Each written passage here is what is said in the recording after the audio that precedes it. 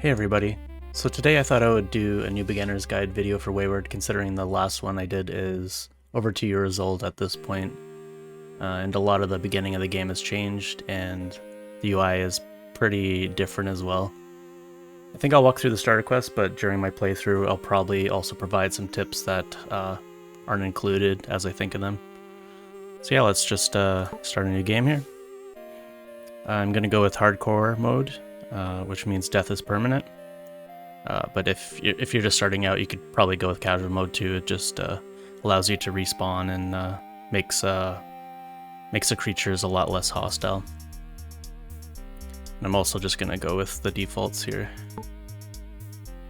Create a new character.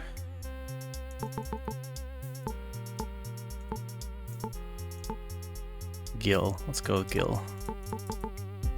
Does that look like a Gil? Sure.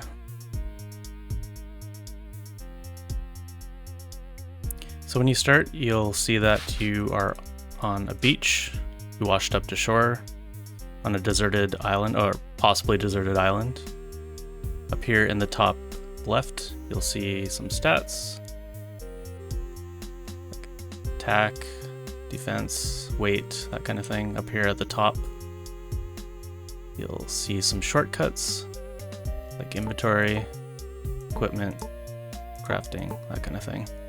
And of course, you can also press I for inventory, C for crafting, that kind of stuff, but it'll kind of walk you through that in the starter quest. Speaking of which, over here in the bottom left is this welcome, which launches the starter quest. And so as I go through the starter quest here, I'll probably kind of just skim through this a little bit. I'm not going to read the entire thing, but I'll kind of just go through each of these quests. And this one's just telling us to click that button to go to the next quest, essentially. So here it's telling us to gear up, which means we want to... Oh, look at that. We started with a magical fishing rod, which is kind of rare. Every time you play, you'll start with randomized items. There will be a couple things that you always start with, like a shirt and pants and a bedroll and that kind of stuff, but the rest of it is kind of randomized. So here we want to equip something, so I'm going to just go ahead and equip this granite pickaxe by just hovering over it and pressing E, which will automatically equip it in the main hand slot. Go to the next quest. This quest is teaching us about the action menu, which is down here at the bottom of the screen. And here we want to assign some actions. So for number 1, we'll make this chop. Number 2, we'll make mine. I'm just gonna set like some defaults here. Stuff we'll be using a lot as we progress through the game. And this is also telling us that we can actually just drag actual items from our inventory to perform actions as well. So, for example, if I wanted to mine specifically with this pickaxe, I could do that. And you can actually set it to do different things as well, but we'll just leave it on mine. The difference between putting an item in an action slot versus just assigning the action is these will always choose the best thing from your inventory, and this will use specifically the item that you put in. That's kind of the difference between these two different types. So the next quest is telling us to gather some resources, so we'll collect some branches. I'm just going to go to a non-bear tree, and I'm going to press 1, which is my chop. And as you can see here, it's using... because I don't have anything good to chop with, it actually is still using my pickaxe for that as well. It's not the best tool, but hopefully we'll and you'll see that in the messages here. It's not the most effective thing, but we'll eventually get there probably. All right, got 2 branches, and I already had 2 granite rocks, but that's just because I randomly got that one on spawning. If you don't have that, you can actually go to this gray colored mountainside here to get the granite. But yeah, we already had it in this case. So next step, crafting. So the crafting menu is populated by whatever you have in your inventory. That's kind of how you unlock things. So you can see if we drop all our rocks here, you can kind of see that we can no longer craft the sharp granite. And if we go near it, you can see it pops back in. You don't necessarily have to have it in your inventory. If you're just adjacent to it, you'll also be able to craft. And you can see I have a couple things unlocked, and that's just based on what I've been around. You'll see as I get more items, you'll see more recipes pop up here. This is what I know so far. So it wants me to craft the sharp granite. Next quest. Next quest teaches us about dismantling, which is this other tab in the crafting dialogue. And the difference between crafting and dismantling is just, it's basically breaking down an item versus crafting a new item. So for instance, if you dismantle a branch, you're going to get all these things that show up at the bottom of this tooltip here, like strip bark, wooden pole, leaves, twigs. Whereas crafting, you're crafting like a single thing from a bunch of items. And dismantle gives you a bunch of items when you dismantle it. Usually, I should say usually. So here it wants us to just dismantle basically anything. So I'll dismantle a branch. And as I dismantle that branch, you can probably see that we learned a bunch of new crafts from that. And anything highlighted in yellow is the new stuff that we learned. So we learned how to do arrow shaft, smooth granite, bone pole, hunting. So now it wants us to kill a creature. We have to find one first. No, yeah, I am zooming in and out with the scroll wheel, and that's going to probably help you find your way if you ever become lost. By default, you're kind of like in this, but yeah, it's much easier to see where you came from if you zoom out. I should also note the dialogues too are completely modular. You can resize them, move them around. If you wanted to put this over here, you could do that. You can make this look basically however you want. You can actually move these elements around too by using these plus symbols around, or you can actually just right click in a section. So like, for example, if I wanted to move say my messages up here, can swap the positions, and I'm just right clicking to do that. So you can move kind of stuff around however you want. I could put my stats over here.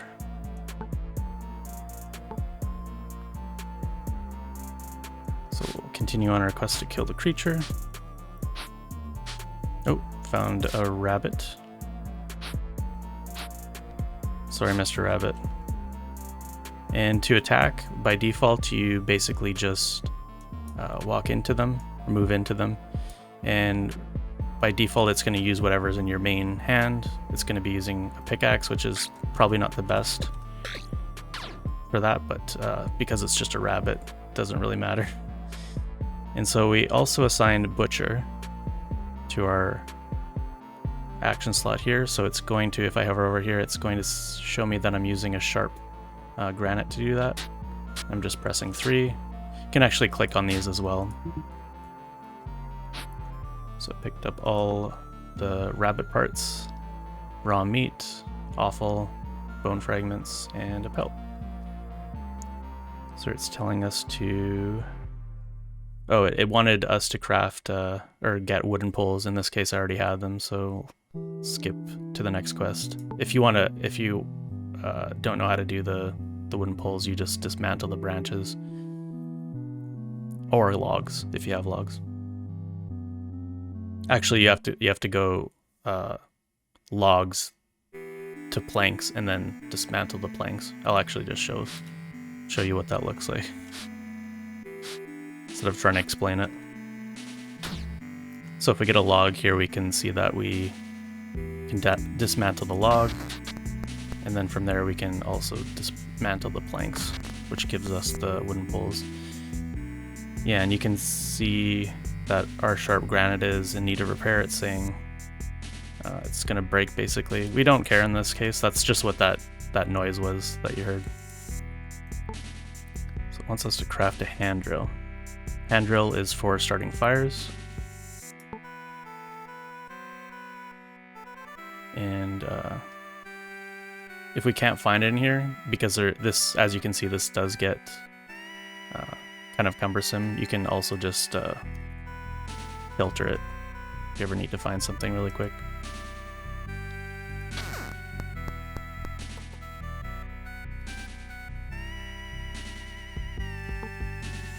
And another thing with crafting too, if you want to sort this differently, you can just click on the different sorts, which will give you kind of like a different view. By default it is set to skill, which will kind of break up everything into their skill. But if you just want to like sort it by name, it'll show you like everything that you can craft versus not craft in a more like condensed view. You can do craftable only, so it's only going to show you what's craftable. For now we'll just keep with skill. So the next thing is we want to craft a campfire. So mine some stone. Actually, that's all we needed. Already ready to go. So I'm gonna build it. So it wants us to light a campfire. So we can do that by right-clicking this and clicking Start Fire. Or we could have just set one of our actions slots to start fire, so it'll automatically use whatever tool is the best for the job. And then it wants us to stoke the fire. As you can see, it's reduced to embers already. It's not a very good fire.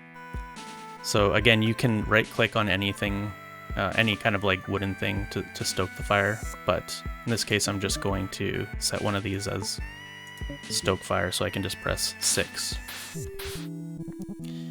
And the fire's still struggling. Alright, now it's thriving, that's probably good enough. Cooking with fire, so now it wants us to cook that rabbit meat that we got. So to cook it, it's also in our crafting menu, as with everything else. So I'll do that. So now that you're fed, what about your hydration levels? Yeah, so here it's telling us to collect a container of unpurified fresh water. So by default, if you're playing with the starter quest, where we spawned, there will be a pool. You can kind of see it here on the left-hand side. There will be a pool of fresh water.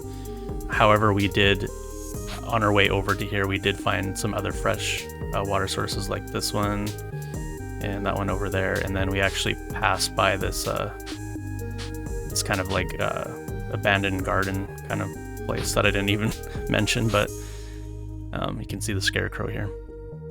So we have lots of fresh water sources that we found already, but in the case you didn't have all that other stuff, you'll always have this to start with. So I'm just going to use that. So you also start with some water to use, so I'm gonna just go ahead and drink that.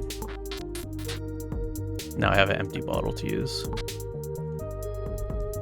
So now it wants us to purify the water that we just got. In this case, it needs the fire source, so I have to head on all the way over to my back on over to my campfire. So if you're having a hard time like navigating through these trees, one thing that you can do is if you hold down Control, you can kind of path to a tile, and so that will help you cut through the forest really easily. And some people just use this all the time to like move around. I don't personally, but that is a thing that you can do.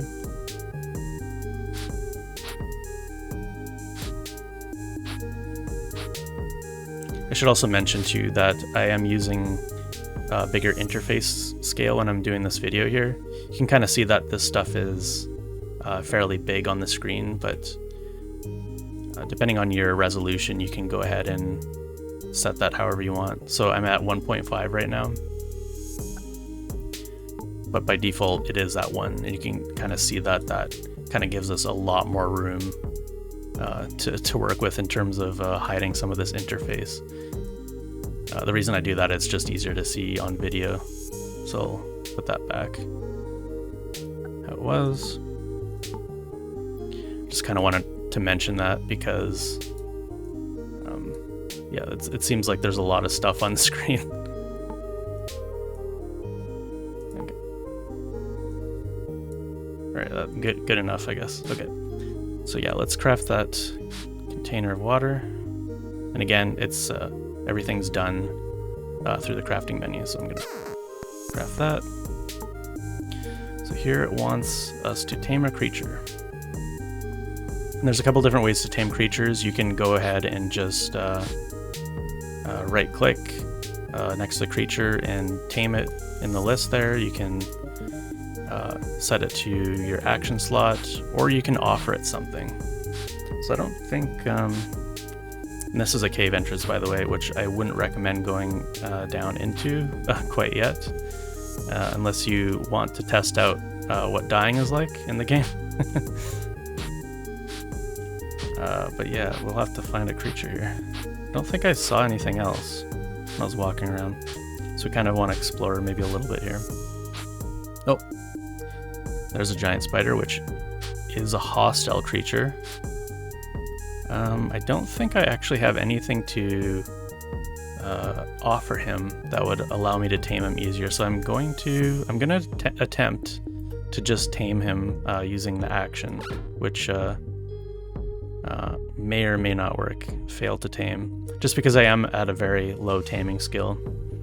As you can see, the skills in the game, you start really low and you fail a lot at the very beginning, but you can see here in terms of taming, taming does a lot of different things. Each of the skills do a lot, and you can get to your skills at any time by pressing V or up here on the top bar. You can see all the skills that I've gotten so far in this playthrough. So yeah, I'm going to continue to try to tame, which is kind of risky because it could poison me. So it is a spider. Oh, I got it. So that was kind of a risky move, but at the same time, it is a low creature. I did have a chance at taming it. It's not like a, a very high chance, but kind of a non-zero chance to tame it. So I did that. If it was a rat, I could give a rat some seeds. If it was a goat, I could give the goat leaves. In terms of a spider, I think, and I'm trying to remember, I think a spider will only like if you offer it other spider meat. So in this case, I did not have any spider meat. So extra storage. Here is where we learn how to create a chest, which we want to maybe put by our base here. And really, I should have probably built this campfire by all this other fresh water, but I didn't do that. I wasn't smart. All right, so we're going to build a chest. So for that, we need a lot of planks and wooden dowels. So I'm gonna go ahead and cut down another tree, and you can see the spider is going to untame right away. And I'm gonna be spider meat again soon, or not? Probably not. The spider probably won't kill me, even though I don't have like any armor. But we'll see how that plays out when it happens. So I'm gonna go ahead and dismantle this log.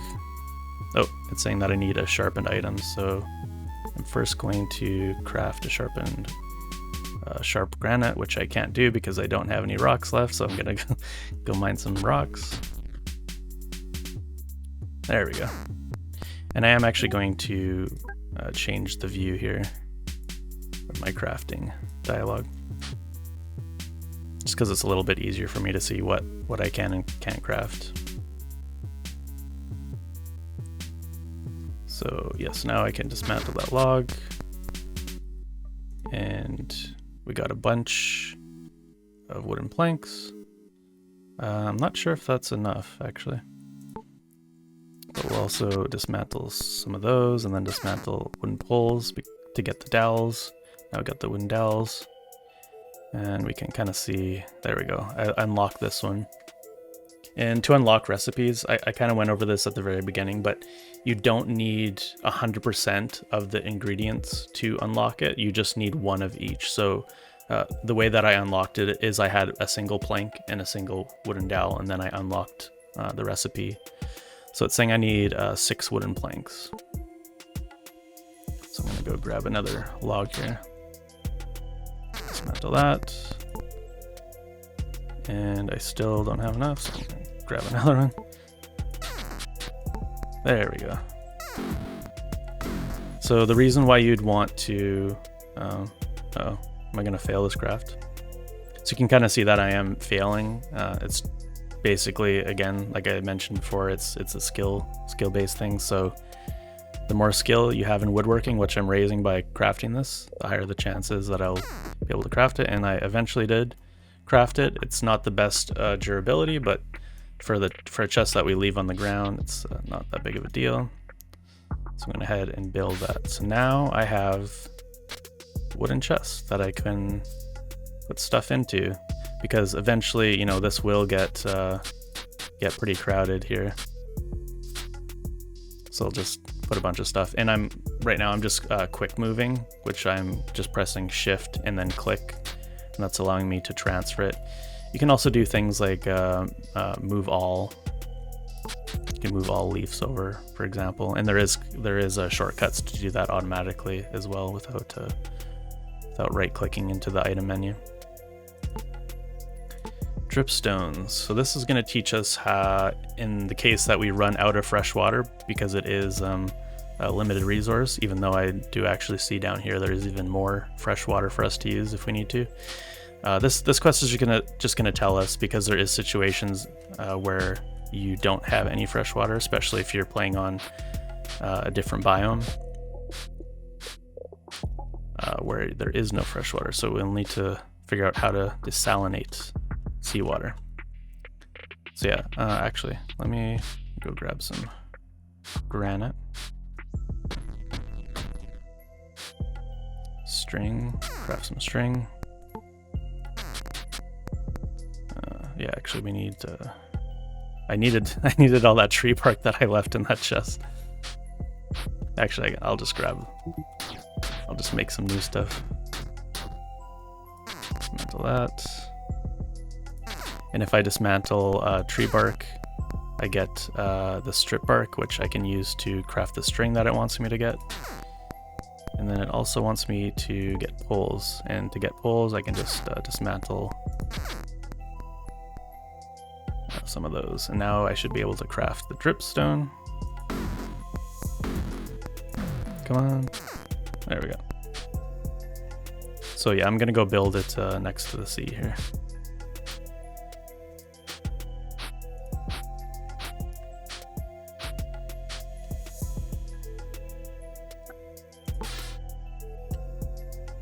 So next quest is gonna teach me how to fill it. I just have that single bottle, so I'm gonna go ahead and use that. Actually, I'm gonna drink. Actually, I'm gonna eat first, because that will dehydrate me a little bit, and then I will drink. There we go. So I'm gonna gather some seawater. I'm gonna put it in there. And so now it's telling me basically I need to wait approximately 500 turns. So something that I see some people do is basically just sit here. That's not how it that's not how it works, because this is a turn-based game. You actually have to move and actually pass turns for the turns to actually happen. So it's telling me eventually the seawater that I put in to the dripstone will eventually filter through the stone and end up in the bottom container, which then I can grab the filtered water. So this might be a good opportunity to maybe kind of go over some other things in the game that the starter quest doesn't really go over. Is durability. I kind of went over a little bit how the things that you craft, or the things that I crafted had lower durability because I failed in the crafting. But there is also the tools that you use. For example, this granite pickaxe has 11 out of 50 durability. Eventually, you know, as you progress, you know, it seems like a low amount, but as you progress and make better and better tools, there's different qualities that will increase to basically ridiculous levels where you don't even really have to worry about it too much anymore. But again, it's kind of like a progression based thing. So here I do probably want to repair this granite pickaxe instead of making a new one. And the best way to do that is to make a hammer. So I'm going to, I probably actually already unlocked it. So if I search that, you can see that I need a string and some granite. So I'll do that now.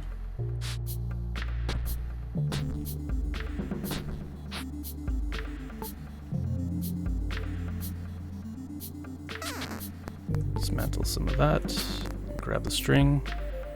Now I should be able to make a hammer. So when we make a hammer, we can basically repair anything now.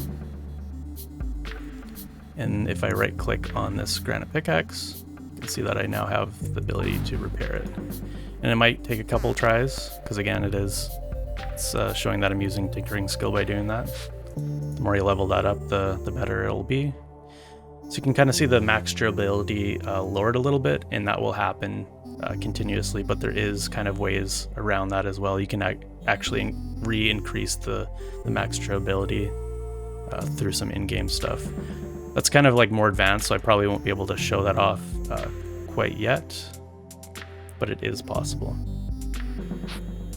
Another thing that the starter quest doesn't go over is torches, and torches are needed when it gets dark. Surprisingly, it isn't too dark yet, but we also saw that cave, which we might want to light up. So best way to do that, the best way to survive in the dark is with a torch. So I'll make one of those right now. Basically, I'm just gonna get some logs. I'm going to dismantle the logs and then the bark, which is creating this strip bark, which will help us build that torch. And then I'm also going to, oh, I can't dismantle it because I need some granite to make a sharp granite. Right, so now I'm gonna dismantle that branch. So now so now I can make a bark torch, which is basically just a pole and then a bunch of stripped bark. Alright, now I got a torch. So if I press E on this torch, you can see that it goes into my secondary offhand. And to light it, we can either ignite it, or we can ignite it directly with a hand drill that we have in our pack. So basically the difference between those two things is if we were to buy our campfire, we would just light it next to the campfire. And I think, yeah, our campfire is out, so it doesn't really matter. I'm just going to go ahead and ignite it with my hand drill. So here you can see that I got the torch. And now you can actually see what we're doing here in the caves. Again, I wouldn't recommend going down in here quite yet, but it is the torch is very useful, especially when it gets dark, even in the overworld here. For now, I'm just going to extinguish it so we can save it, because as you can see that it does have like a decay. It will actually burn out eventually. Another thing that I wanted to go over is automatic use of items, or action slots I should say. And right now I haven't quite unlocked the ability to do that. And if you noticed any of these little asterisks besides each of these actions, that means they're new and we haven't used them yet. And the way that automatic use unlocks is if you unlock enough actions. In this case, I've only unlocked 16 out of 142 different actions that are available in Wayward. So you can see all these asterisks. I haven't done any of these yet, so I'm actually going to just do a couple of these different actions to be able to unlock that. So I'll go ahead and use my bedroll to maybe take a little rest here which we want to do if we want to regenerate some stamina. I haven't had to do that quite yet, but you will run into that eventually. And I'll throw bone. Why not? We can protect something. Actually, that's a good thing to go into is protection. The way that protection works is you can hover over something and then press P, which will put this little lock icon. And basically what that does is it kind of protects it from being destroyed. So if I was mining with it and it got down to 0, it would not let me use it any longer. It basically keeps it safe. It also stops you from like dropping it in the water or throwing it into the water. If you have it equipped, it will unequip it. It basically just makes sure that it's not destroyed in any way. Yeah, what else can we do? We can rename things.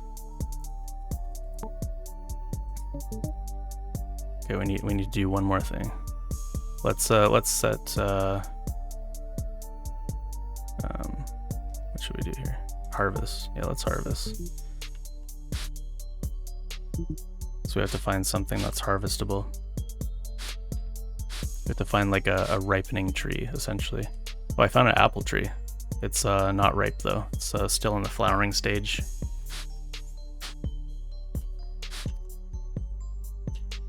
Flowering. I'm just basically gonna find a maple tree that's ripe. There we go. And now we can harvest the seeds from it. So one thing about maple seeds is they are edible. So if you're ever in a really in a pinch, they can help you survive maybe. Although they do cost water, so be careful with that. All right, so I think we've done 20 actions, so we now should be able to use automatic use. So right here, I'm just hovering over one of these action slots and pressing Alt, which enables and disables auto use. And what auto use is basically if you walk into something, it will automatically use that action. So in this case, I'm just walking into this tree and it's automatically chopping. Another thing you could do is automatically mine. And you can set this to anything. So you can automatically start fires, which you probably won't want to do, but butchering, it basically saves you some time in doing these actions. So I don't know if we've done 500 turns yet, but let's go check our dripstone and see if it's done yet.